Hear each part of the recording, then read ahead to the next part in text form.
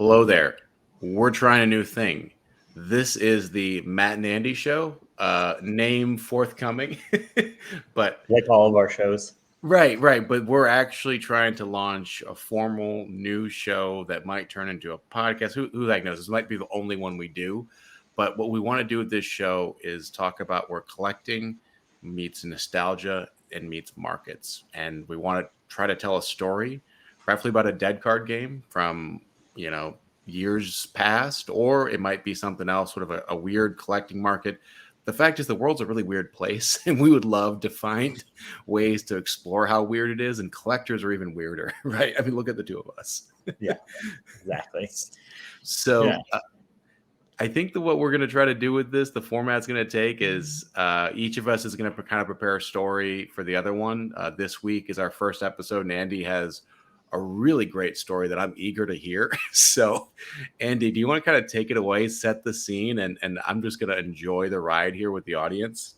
Yeah, sure, for sure. This is one that I had to rehearse a little bit and required a little bit of investigation. Although I was told to stop talking about it as my son had to get to sleep prior to this. But I hope it's a pretty good story. I will preface it that there's a little bit of, we'll say, PG-13 content. So Okay, if you're good listening to flag. this with your 6-year-old in the car, maybe stop it and listen to it when you're on the treadmill later this week by yourself. Not that it's really anything egregious, but I like to put that out there. Yeah. So this story starts in the year 1998. One of my favorite years, long time ago now, when I was a young kid. And Decipher, our favorite company to talk about, was trying to figure out how to increase their market share and their market, I guess, capitalization, you could say, by creating alternate revenue streams. Because really, in 1998, they really only had Star Wars CCG. I think First Contact for Star Trek came out at like the end of 1997, but there had only been 3 sets prior to that since 1994. They were releasing like 1 set a year, and really Star Trek wasn't doing a whole lot. And How to Host a Murder Mystery hadn't been like printed since like 1989 or something. So they're basically running on Star Wars, and that was it. So the execs at Decipher decided that, well, the gaming space is basically taken up entirely by teenage boys. Still true, except now it's also some like adult man children. Yeah, men like us that have grown up with these wonderful card games. And so they thought, well, let's design something for girls. And I mean, I guess it's a natural extension of where you would want to go to if you're only producing a product for half of the population, roughly. I know there's, women and girls who were interested in Star Wars or Star Trek, but by and large, that was male dominated. This is such a fun start to the story where like any good female product, it's designed by a bunch of guys in a boardroom, right? Yeah. Like the little lack of what you'll find in this story is the complete tone deafness of probably a boardroom of middle-aged white men who grew up in like the late 70s and early 80s and were hitting their stride as executives by the mid to late 90s. It's just such a great setting. Great year. Tone deafness on this. So Decipher launches this thing called Girl Power. And Girl Power was a board game, I guess. I can't even find information about this anywhere on the internet other than through Decipher's archive, internet archive. But that's one of those ones where, like, if you click 2 or 3 links deep, it never archived that far. And this game was buried on Decipher's website. Like you cannot find any information about it. But it was basically a board game / web zone, because that was like the term in the late 90s. So I'm going to use it, a web zone. And industry term right there. Yeah, a good history term for Gen Z who's listening to this. Actually, no Gen Z's listening to this. So no one. So a web zone for my fellow geriatric card gamers. And you could do things like join a scrapbook group of things or read about inspiring women in the news. Okay, great. Like no girl's going to go to Decipher's website and click 5 links deep to get to read about news articles about how a young Angela Merkel is changing the face of German politics. Like it's not going to happen. Okay, so that fails really, really hard. Okay, because it doesn't even exist on the internet anymore. So Decipher still has this like headspace that they need to attract females into card gaming. And so they set up essentially a complementary product, which became known as Boy Crazy. And Boy it's Crazy. just about as bad as you can imagine from that name. So Boy Crazy was a card game that Decipher put out where there's, I don't know, whatever, like 200 cards in the set. It lasted for one set, so it was dead on arrival. And this set is 200 or so cards. It's randomized. I think there's even like a rarity structure built into it, so like, who knows. They wanted to appeal to like the inner little girl collector that needed to have all 200 boys. So okay, I'm sorry, continue please. I'm on the edge of my seat here. So the way that the game worked is you would get, it was a group game, a party game, I guess, for, like 15-year-old girls' birthday parties, right? And you would open up a pack, and if you were the one who was opening the pack, you would fan out. Maybe there's like 9 cards in there. And each card had a picture of a boy between the ages of 12 and 22. It's a big range. It's a really big range, man. Yeah. It's a big range. Yeah, I agree.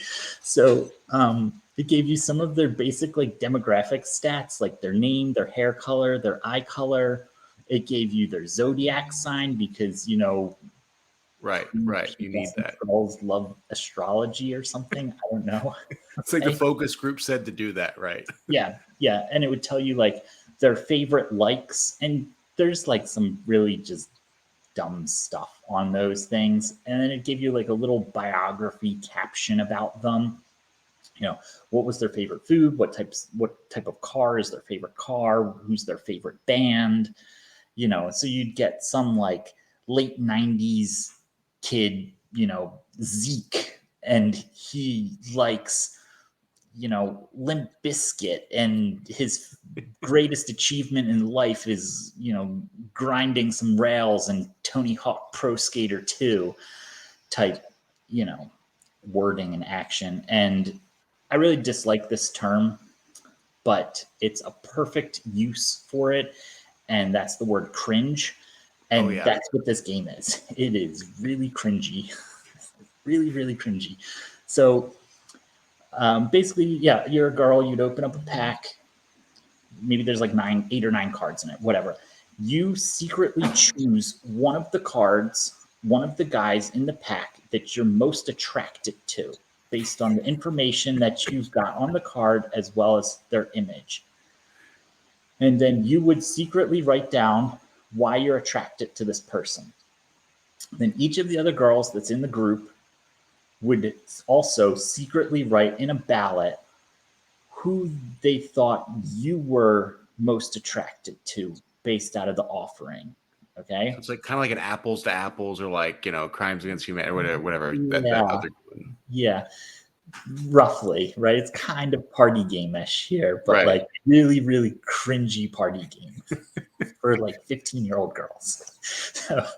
So anyways, they would like write down like what they think is, and so they'd be like, I think that, Stephanie likes Jason the best because he drives a Jeep and his favorite color is blue and he's a Gemini, It's right? the most generic 20-year-old man you just described there. Yeah, exactly. Right. And then like everybody would like read who they thought and they'd be like, oh, Stephanie likes Peter or Stephanie likes Alex or something, right? And then Stephanie would get to the end and be like, I chose Jason, so you get a point and I get a point. And then the person who has the most amount of points at the end of opening up, like, I don't know, booster box of this, which is like retail price of $4 a pack. You get 36 packs. Like, so some girl's going to go out to a local card game store and drop $150 to do this. Right? So they would get a point, and then the game ends when everybody's like opened a pack and chosen their Right. favorite guy. Right. Okay. Sounds like a winning formula. Yeah, exactly. Like I said, very tone deaf. So this game comes out and basically instantly dies and is relegated to history, right? Nobody thinks about this game. Nobody even remembers that it exists. It's just lost to history forever. And about 19 years later, in like 2019, maybe it was even early pandemic, like 2020, right when pandemic started. There's a Japanese businessman. This is always a start of a great sentence. A Japanese businessman. Japanese businessman who collects games, specifically dead card games and other like board games and stuff that weren't really available in Japan. And rather than just buy a set of these cards, which probably are free because they have no value, right? there's zero value in any of these cards. There's the cost of shipping to Japan to just get rid of them because you want to just throw them out otherwise. Buys them like card by card to complete his set. Okay, great job, guy. Except when you're buying them off eBay, like you have to start at 99 cents, right? So he's buying cards 99 cents, 99 cents, 99 cents. And he starts reporting on Twitter that he's trying to get this one card. Except this one card is like $1,000. He's asking the question, why is this card $1,000 when every other card is basically free trash or, I'm paying $1 for? Like, why this one card is $1,000? And it starts getting picked up in Japanese media that this guy is like buying like these cards, which one kind of creepy, right? Right. It's super creepy. Let's call it. It's creepy. It's super creepy, right? And so he's buying these cards, and they're picking up that there's this one card that's like $1,000, and it's not just one of those like I'm throwing up stuff on eBay and I'm putting $10,000 for a Darth Vader card because I can list any price, but it'll never sell. These are like eBay sold listings, and there's like multiples of them that are like $953 for this one card, or like $1,000 for this card, or $1,127 for this one card. And so when you start researching it, this is actually true. Like all these cards are like this one card, one person's card is like 4 digits. So I'm gonna pause the story here, put an asterisk and a pin in it, and circle back to it in a minute. So there was this one gentleman who had a card made of him. And so he was like a 20-year-old, he was like a model or something. He just had a card made. However you got selected to be part of Boy Crazy, he was part of Boy Crazy. And This is him. This is the card. This is Jason, Colorado. So this is $1,000 card right here. This is it. This is the 1,000. There are none of these for sale online. You cannot buy this card. He's 6 feet tall. He was born on June 4th, 1982. So at the time of publishing of this game in the year 2000 here, he was 18 years old. He's a Gemini. He has brown eyes. His favorite food is pickles. His favorite color is blue. And his favorite car is a Jeep. His favorite cause is the cure for cancer. So now, I'm just going to throw out the pickles thing is a gimmick food. He chose a gimmick food for this, right? Like no one's favorite food is actually pickles, but I'm just going to let that go. Or like the 14-year-old kid who listed that his favorite movie was Schindler's List. Like, come on. I mean, maybe. Come on. But, if your, greatest accomplishment in life is that you, like, I don't know, got frosted tips. Like this is a very frosted tip vibes. Okay, so I'm sorry. This is our guy. This is the $1,000 card. This is the Jason. guy. He drives his crappy, his words, pickup truck that breaks down almost every day. So, why is this card $1,000? In 2017, 16, 17, 18, sometime right around then, the state of Colorado, which consequently this gentleman is named after because he's Jason, Colorado. Sounds like he got that name from one of those like online, your first name, your first letter of your name is your this. Yeah. And yeah. So anyway, he lives in Colorado, and the state of Colorado legalized marijuana. And this is where our PG-13 disclaimer comes in, right? So they legalized marijuana, and Jason started his own dispensary and farm to grow the plants. And what he did is a lot of these started popping up where they were, kind of like how if you went to like San Diego or Portland, Oregon, there's just like a ton of like microbrew distilleries and stuff like right. How are you going to beat the competition in the weed business, right? Yeah, all these dispensaries started popping up. So how do you beat this? How do you get people to buy from you, right? So he says, hey, if you, and he gets onto like Twitter and Instagram and starts like hashtag culture, like 420 and high life and like all this kind of stuff, right? And he says like, hey, I was in a collectible card game that was made in the year 2000, and I have my own trading card. If you take my trading card and mail it to me, I will provide you with free marijuana for the rest of your life. And starts hashtagging this, and it starts to go, I guess, viral. Yeah, what's like viral in 2018? But not within the collectible card game and gaming circles, because anybody who was associated with CCGs just didn't care, right? Like, whatever, right? Boy Crazy, what's that? And he wasn't tagging like CCG or CCG history or anything like that. It was like all 420 stuff. So here you go. This card starts selling out. Product for Boy Crazy starts skyrocketing in price because this, sealed packs and sealed boxes, people start hunting it down.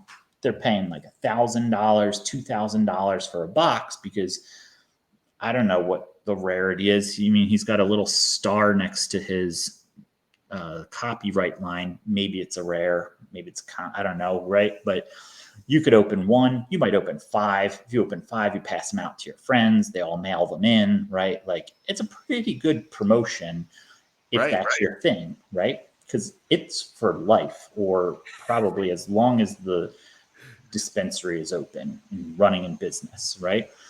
And so you create this big hype machine about getting this. So we now come back to our Japanese businessman who's saying, why is this card $1,000? Well, this card's $1,000 because if you have one of these, you mail it to him and you're getting free drugs for life off of him.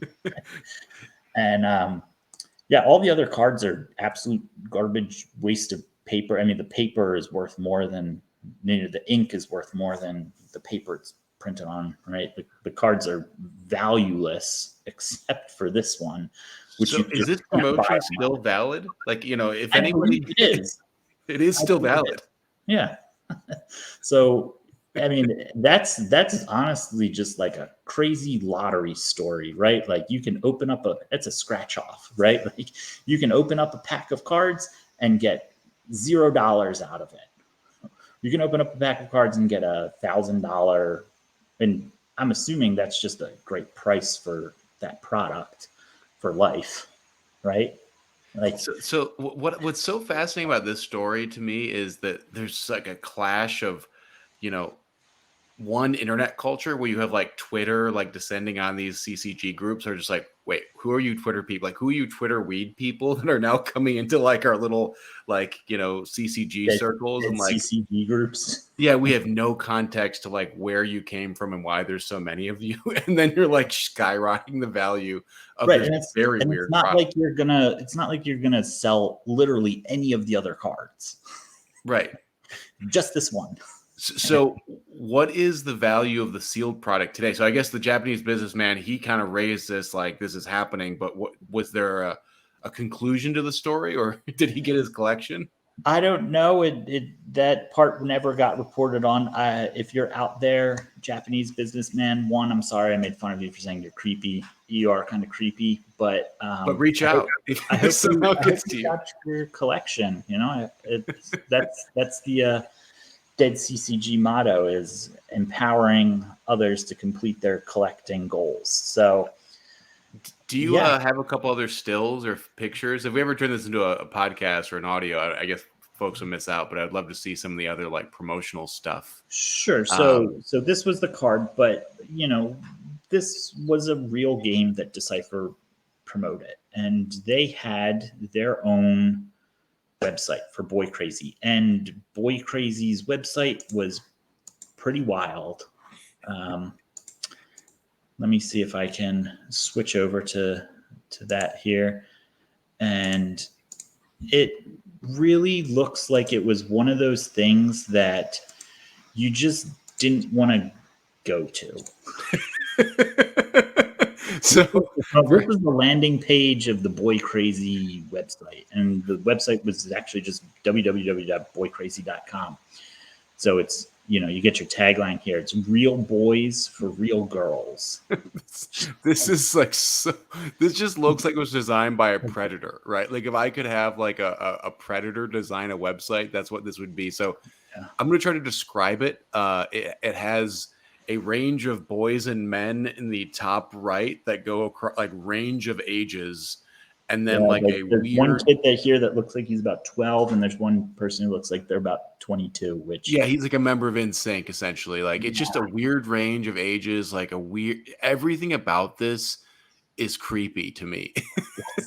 right. Real boys for real girls is also just There's a matchmaker tab, so you can click there and you can get matched to real boys. There's Girl Talk, which is probably a chat room. There's an About Boy Crazy, which probably explains the rules for the game.